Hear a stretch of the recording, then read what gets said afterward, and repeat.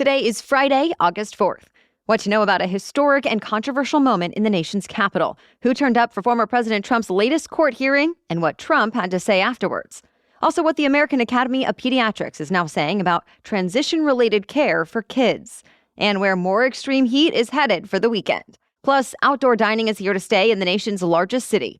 Singer Lizzo is responding to the accusations against her, and why today is one of the few days you can get into all national parks for free. Those stories and more news to know coming up. Welcome to The Newsworthy. All the day's news in around 10 minutes. Fast, fair, fun, and on the go. I'm Erica Mandy. Thanks so much for being here. You ready? Let's do this. It was the first time a president has been to court formally accused of trying to block the peaceful transfer of power to his successor. But now Trump is accusing that successor of trying to block him in the next election. As expected, former President Trump pleaded not guilty to the latest criminal charges against him, the ones accusing him of plotting to overturn the results of the 2020 election in an attempt to stay in power. But after the hearing, Trump said, quote, "This is a persecution of a potential political opponent," something the U.S. Attorney General insists is not true. Outside the courthouse, there were crowds of people who showed up, some to support the former president, some to protest against him, and others just to watch history in the making.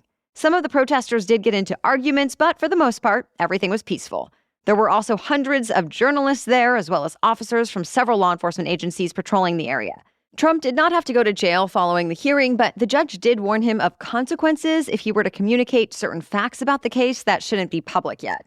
Next up, Trump's legal team is scheduled to be back in court at the end of this month. There, he'll get a trial date, which is expected to be sometime next year.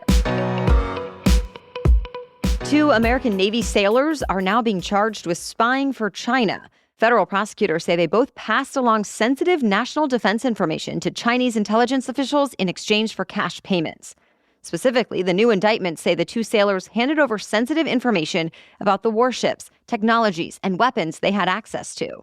And in some cases, they took photos and videos of things like safety manuals. So far, no comment from the sailors, their lawyers, or the Chinese government, though one spokesperson for the Chinese embassy in Washington said even though she couldn't talk about the case specifically, she did want to warn about jumping to any conclusions, saying, quote, "China firmly opposes the U.S. side's groundless slander and smear of China." If the sailors are found guilty, they could each face up to 20 years in federal prison. Remember those state representatives in Tennessee who got expelled over a gun control protest? Well, they both just got reelected in a special election. Unofficial results from Tennessee's Secretary of State show both Democrats, Justin Nelson and Justin Jones, easily beat their opponents yesterday. And that could be, in part, thanks to a huge nationwide fundraising campaign. But now the 2 Dems say the real fight begins. Tennessee lawmakers are preparing to return to Nashville later this month for a special session where they'll consider possibly changing the state's gun control laws. So, to be continued. The nation's top association of pediatricians is weighing in on another extremely controversial issue right now: transition-related medical care for children. For years now, the American Academy of Pediatrics has said it supports what it calls gender-affirming care for transgender minors.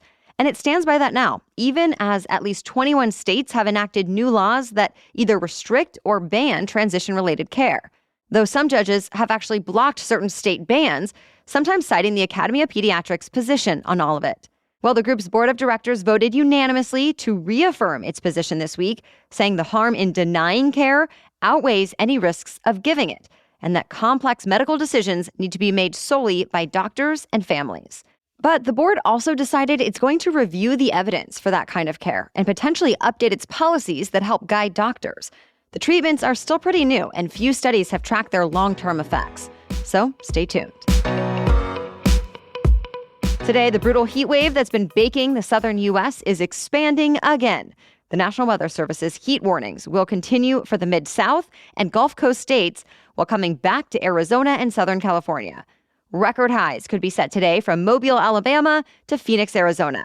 And yes, that means Phoenix, that just endured the hottest month ever for an American city, barely got any break before being back into dangerous territory. Punishing levels of heat and humidity are expected to stick around into next week as well in many of the same areas that have dealt with sweltering heat since June. So in the face of this historic heat wave, we talked to a leading researcher who's determined to find solutions. Hear her advice for families and policymakers as she says this summer is likely to be the coolest of our lives. That's coming up in our special edition Saturday episode tomorrow. We have more news coming up, but first, I want to let you know about our sponsor, ZocDoc. Ever felt overwhelmed and even annoyed by all the conflicting health advice out there? Go on social media and it feels impossible to know who you can trust and which advice you should follow. And keep in mind, none of it is customized to your situation or your questions. Well, if you have a health issue, a question, or just need to get your annual checkup to make sure everything is looking good, ZocDoc can help you find top-rated doctors that actually have a medical degree and years of actual experience. ZocDoc is a free app where you can find amazing doctors and book appointments online. We're talking about booking appointments with thousands of top-rated, patient-reviewed doctors and specialists. And you can even filter specifically for ones who take your insurance, are located near you, and treat almost any condition you're searching for. I also appreciate those verified patient reviews. So go to ZocDoc.com/newsworthy and download the ZocDoc app for free. Then find and book a top-rated doctor today. That's ZocDoc.com/newsworthy. ZocDoc.com/newsworthy. Okay, now back to the news. The COVID-19 pandemic seems to have changed New York City's restaurant scene for good. The City Council approved a bill this week to make the pandemic-era outdoor dining program a permanent part of the city. It's allowed restaurants to build dining structures on the roads outside of their businesses and install tables on the sidewalk. And now restaurants will be able to keep sidewalk dining year-round. There are new restrictions, though. For example, those actual structures, like the outdoor sheds, will have to come down during the winter, something many business owners have been upset about, saying that will make the whole thing too expensive or cumbersome. Also, restaurants will need a license for those kinds of structures and will now have to pay a fee. Still, many people are celebrating the changes, calling this an important moment in New York City's history. You've probably gotten one of those robocalls that tried to sell you on a sham auto warranty. The FCC says it was the largest illegal robocall operation it had ever seen. And with that, it issued a record fine of nearly $300 million. It hits an international network of companies who the FCC says made more than 5 billion robocalls to more than 500 million phone numbers. And that was just over the course of 3 months, when really it was operating for years. The FCC says the companies used more than 1 million different caller IDs to try to trick people into answering the phone. They're also accused of dialing numbers on the National Do Not Call Registry, making pre-recorded voice calls, and more. The FCC has since directed all service providers to stop carrying traffic associated with certain companies. And as a result, the agency says the illegal auto warranty robocalls have dropped by 99%. The FCC generally does not have a lot of success collecting fines issued against robocallers, but the agency says this time the companies need to pay the fine promptly or else the case will be referred to the U.S. Justice Department. Google is rolling out some new tools to help you track and delete search results about yourself. Like if you see something untrue or offensive, if you don't want your contact details out there, or if there are any copyright violations. The new tool will gather search results about users in a new personal dashboard so people can keep track and be notified of anything that might pop up. To be clear, though, this tool will not delete the information from the internet. It will just stop it from showing up in Google's search results. Google says if people want any info removed entirely, well, then they would have to contact the specific website that has it up. But at the very least, the idea is for this to make it easier to find exactly where personal information is popping up online without constantly searching yourself. The new dashboard is set to become available in the coming days across the U.S. Singer Lizzo is responding to some pretty serious allegations about her, saying in part, quote, "I am not the villain." Lizzo is being sued by 3 of her former backup dancers who say she created a hostile work environment, subjecting them to body shaming as well as sexual, racial, and religious harassment. But now Lizzo calls the accusations false and unbelievable. And she says the former dancers are the ones who acted inappropriately and unprofessionally on tour. This seems to have divided people who have worked with her in the past, with some coming to her defense online and others backing up the dancers, saying the singer absolutely fostered a toxic work environment. Either way, the lawsuit continues. 2 years after the last Olympics, and now 2 of the biggest names in gymnastics are jumping back into the competition. Simone Biles and Sunisa will headline the U.S. Classic tomorrow. Biles hasn't competed since the Tokyo Olympics when she pulled out of competition during the women's team finals. She also withdrew from the individual all-around competition, saying she was dealing with what gymnasts call the twisties, which is basically when you lose your spatial awareness in the air. For Lee, her gold medal performance in Tokyo vaulted her into the spotlight, but then she had to step away from gymnastics because of a kidney issue. So this is considered a big comeback for both of them.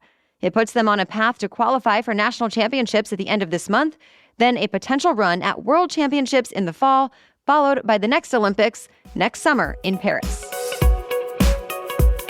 Well, that's it for the main news today, so now it's time for Feel Good Friday, when we bring you one extra feel-good or positive news story before the weekend.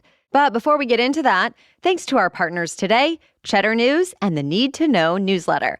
Similar to this podcast, Need to Know brings the day's top stories with a little bit of sass, but to your email inbox. In combination with the Newsworthy podcast, the Need to Know email will help ensure you have all the information you need to stay informed and start your day with confidence. So check it out. Go to cheddar.com/need, 2know, or check out the link in our episode notes to learn more. Okay, now back to Feel Good Friday.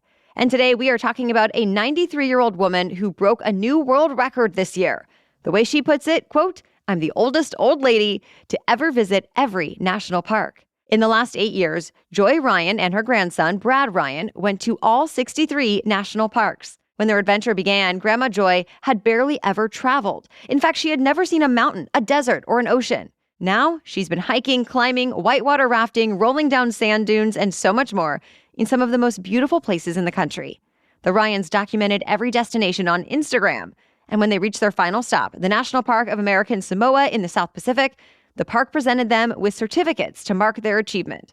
Now they're inspiring others to embrace travel as well. And today is actually a good day to start. Entrance fees at all of America's national parks are being waived today in honor of the anniversary of the passage of the Great American Outdoors Act. That's the law that cleared the way for more funding, expanded recreation, and infrastructure improvements in public lands. But if you don't have a chance to visit a national park today, your next chance is coming up soon on National Public Lands Day next month. All right, be sure to join us again tomorrow for our special edition Saturday episode all about the heat. Then join us again Monday for your next news roundup. Thank you so much again for joining us, and have a great weekend.